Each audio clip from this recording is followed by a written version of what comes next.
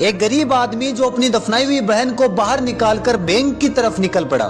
बेचारा गरीब आदमी जिस पर कर्ज का बोझ था और ऊपर से बहन भी छोड़कर चली गई, वो बैंक गया और अपने पैसों के लिए खूब रोया और बोला कि साहब बहन तो चली गई, जो पैसे थे आप वो मुझे दे दीजिए।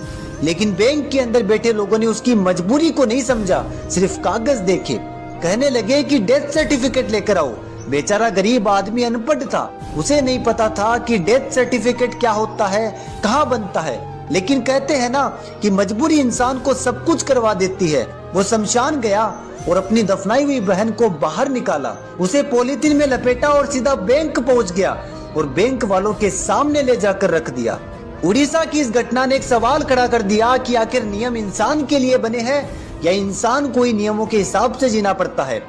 ये कहानी हमें चीख चीख कर यही सिखाती है कि जब एक अनपढ़ गरीब इंसान सिस्टम के सामने खड़ा होता है तो वो अक्सर कागजों में ही उलझ कर रह जाता है। माना कि नियम जरूरी होते हैं, लेकिन उन्हें समझाने का तरीका भी उतना ही जरूरी होता है, क्योंकि जब नियम बने ही इंसानों के लिए है और अगर इंसानों को ही समझ में ना आए तो उन्हें समझाने या जरूरत पड़े तो सुधारने की जिम्मेदारी भी सिस्टम की ही होती है।